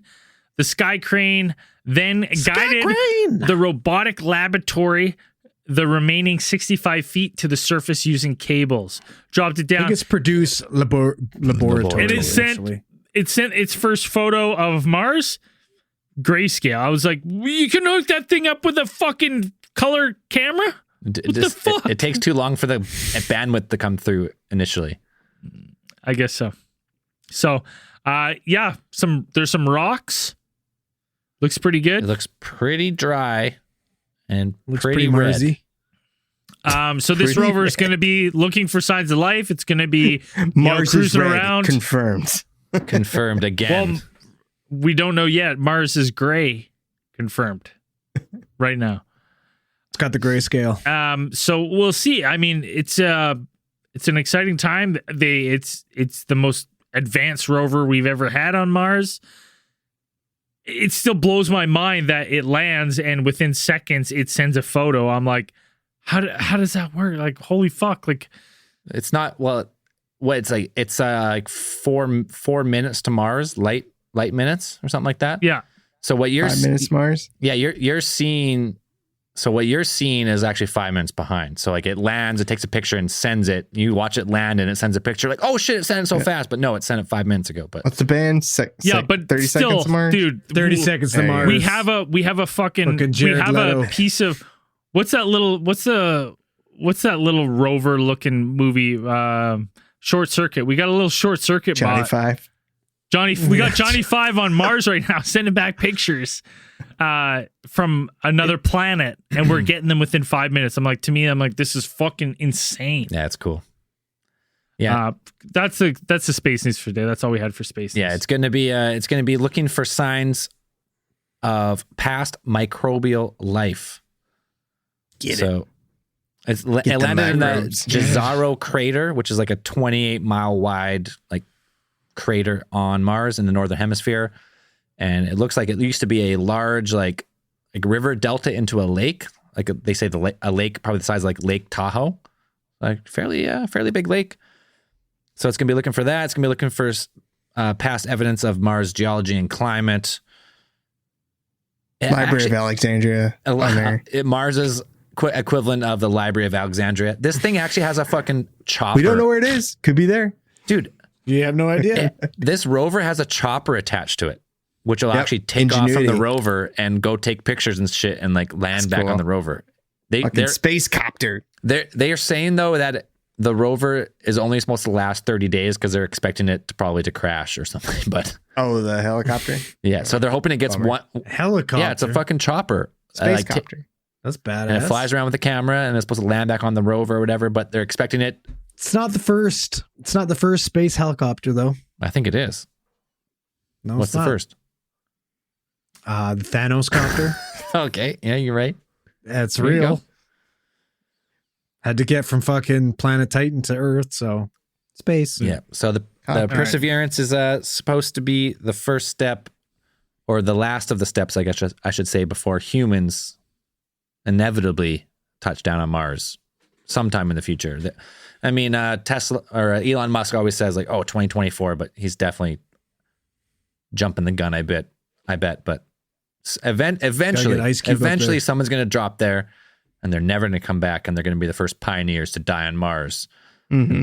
But Fuck that. you just know what's going to happen. You know what's going to happen if someone goes to Mars. Someone's dying there. All right. Why don't we fire up the Randomtron? Plug in fan story. I want to read a fan story tonight. I'm drunk. Let's see how if I can read it. Can he read? I'm drunk. So what? What are you drinking? You got a So mug what? there? I'm drunk. Just get a coffee mug. He's got an itchy arm.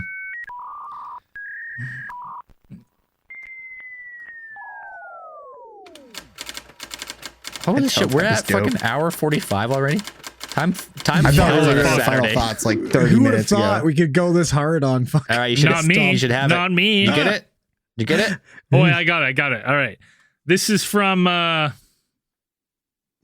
aren't you holding it up? Show us. I What don't- type of paper is it on? It's It's on a Papyrus. papyrus. This It's is- on a papyrus. Come on, hold it up. I want to see the scroll. It's a papyrus scroll here. Oh, look at that papyrus. Oh, this Jesus. is from Enrique Iglesias. I can't remember his name. Enrique Iglesias. Baby. Uh, I can't kiss away the pain. I will stand by no, you. I should get his name because Forever. he roasted me earlier today. You got So, time. You got time to get his name. What's his name? Let's see what it is. What did he do? He roasted me earlier today. About what? Juan Rubio. This is from Juan Rubio. He said I could use his name. Boom. I have several stories for y'all, but I'm going to stick to two of my ghost stories. I don't really believe in ghosts, but these are definitely strange occurrences regardless. About 4 or 5 years ago, I moved from my small town in Hell to Aurora, Colorado, basically Denver, to start a new job. I was living in a hotel for a while. I saved up enough money for an apartment. One night, I heard a strange noise, loud enough to rouse me from my sleep. It was the door to my hotel room. I opened my eyes, looked to the left, and I could see light pouring in from the open door. So I tried to sit up and grab my gun. Gun? What are you... Dude, the States is a crazy place that you just have loose guns in your hotel room. This is wild. Try to grab my Buddy, listen. Guy saw what happened to Lisa Lamb. Yeah. He's coming That's fucking true. Grab my cock gun. locked and loaded. but I couldn't move. All I could do was stare at the open door. Then I saw a silhouette of a tall figure move into the doorway, stop, and just stand there.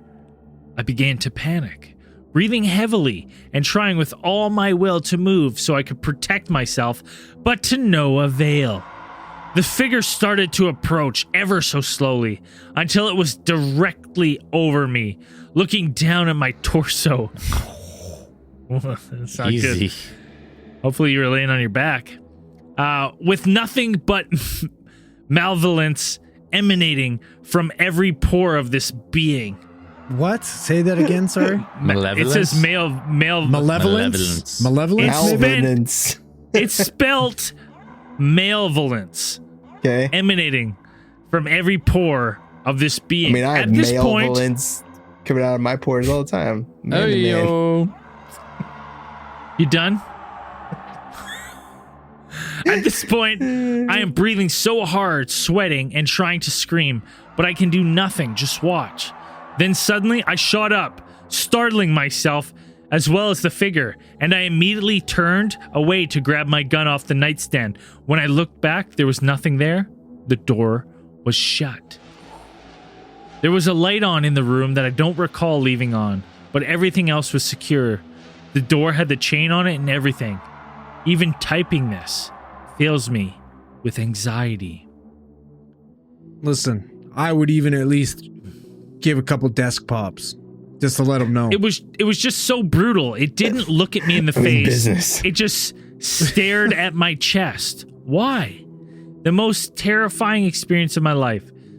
As far as fun goes, I'd give it a 5 out of 10. A 5 out of 10. It's still pretty good. It's not bad. The last one is actually kind of sweet. About 8 or 10 years ago, I had this beautiful cat named Mary Jane, MJ for short.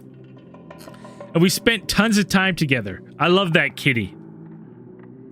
She would Sounds like a often good kitty. get up on the bed, walk from the back of my head to the crook of my knee, and nestle in to sleep. Unfortunately, she caught FIP. I don't know what FIP is, and passed away quite young. Sorry to hear that. That sucks. Rest in peace, MJ. Rest in peace. MJ. Obviously, it hurt a lot, and I was so sad.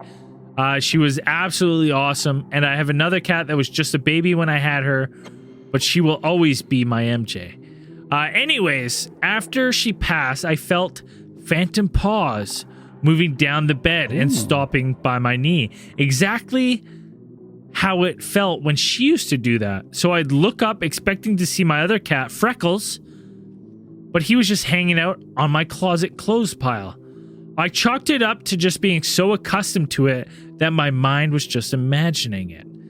This still happens to this very day, every night. Like I said before, I don't believe in ghosts really, logically, but I like to think that is my little MJ, nestling in my knee for the night after a long day of murdering ghost mice. Those are my ghost stories anyway. There is another involving an old adobe house, children, and an ancient skeleton of Native American found in the basement wall, but I don't feel like typing it today. Maybe next time. Call it in. I love this podcast, and I truly hope y'all can continue it for a long time. You guys are awesome, except for Braden Bitchnuts. He does have bitch nuts. Not wrong. Much love. If y'all take a vacation to hell, hit me up. I got the trips. Right on. Feline infectious peritonitis. It's a gastrointestinal inflammatory disease. It's sad. Shitty. Rest in peace, MJ. We love you. That's it. That's it for these UFO case file. Two good ghost stories. Couple good ghost stories. All right, Kind of ended shitty. Actually, it was kind of a shitty ghost story. Actually, the guy who typed is probably a loser. No big deal. Dude, it's all good. Having bitch nuts isn't that bad. so whatever, It's all man. good. I don't have You're bitch okay. nuts. Whatever. He's never seen my nuts. How do you I've know? seen him. You do have bitch nuts. Well, how did he know? Did you email him beforehand? Sent you a picture. All right, this been going long, so let's wrap this one up. Andrew, we got a theorite of the week. Oh, do we ever? We got our theory of the week this week is Sam Caposvari with his unreal fucking casting of the ATT fucking movie. Oh, we got that was funny. Okay, listen, I don't know. I honestly, Zell, I think is being played by a young Bill Paxton, I but I could didn't be recognize wrong. who that was. Well, Bill Paxton is dead. I don't know who that is. Right? Like, Young. Yeah, but you Young never Bill. know. So posthumously playing Sure. him. We have Braden being played by a triple-chinned Right, Vince large Vaughn. Vince It's good. Vaughn. And Very I pale, like that. very sickly I like looking. that. It looks it's very like it's not appropriate. sexy Vince Vaughn when he was young. It's like the worst Vince Vaughn you could possibly see. it's No, not I'm Lost talking World, like- Vince Vaughn. It's, Yeah. No, it's chins. It's fucking chins. Chins on McMahon. chins. Fucking Vince Vaughn. Vaughn. Yeah, He's got a it's few good. chins. This is like Vince Vaughn after like 6 months of like he was highly depressed and drinking every day, and I was like, you know what? It looks good. fit. It's That's good. Dan is being played by a young, very sexy Sir Anthony Sir Hopkins. Anthony Hopkins. yeah. Sir Anthony Yeah, Hopkins. that- I don't know if he was a sir at this time, but he's fucking looking good. I'm being played by Sucre. I don't know his real name, but the guy from Prison Yeah. Break. Okay. Yeah. I've gotten that before. I'll take it. I mean, I think I have a better hairline than him, but that's fine. That's besides Debatable. the point. But he's fucking creamy beige, just like me. So I get it. It's on automatic. And then we do have a Let's do runner-up. runner-up, Is yeah. it Brandon Amata? Yeah. Is it Brandon Amata? Yeah, with his unreal fucking twisted T meme with Mr. fucking David Ick. David I don't care Ick. if it's Ike. It's ick to me. It's all that matters. Piece of tea, It's icky. cocked Suck and ready it. to rock. It's ick. Well, fucking, it's icky here, buddy. Suck it. We'll make sure to make that a little. We'll put it at the top of the Facebook group if you haven't seen it. Shit makes me laugh every time. I Both look of them. at It was really That's good good. shit. Makes me laugh. I don't care.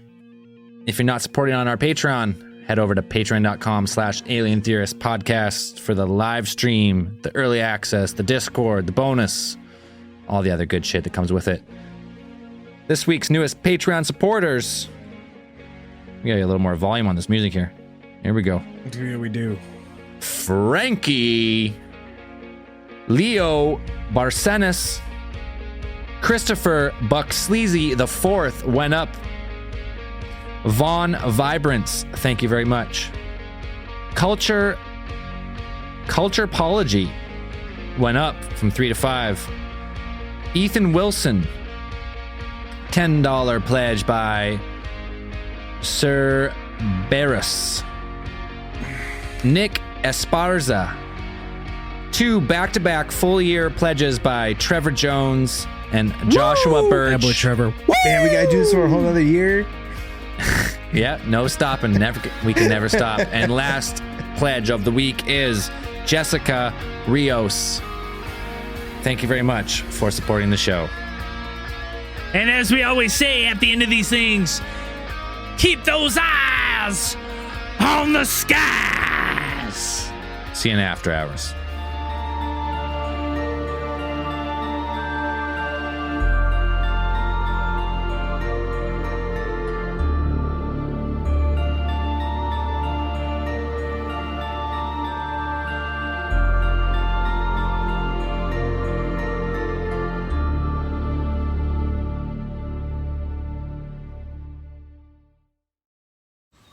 Man, that sunset is gorgeous. Grill, patio, sunset. Hard to get better than that. Unless you're browsing Carvana's inventory while you soak it all in.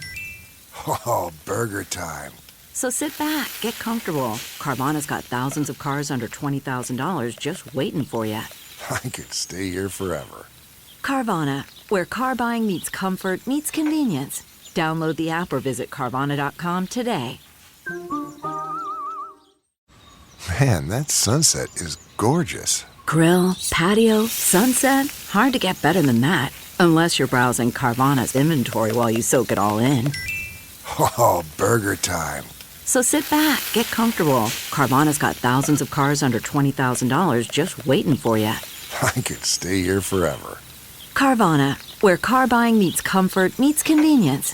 Download the app or visit Carvana.com today.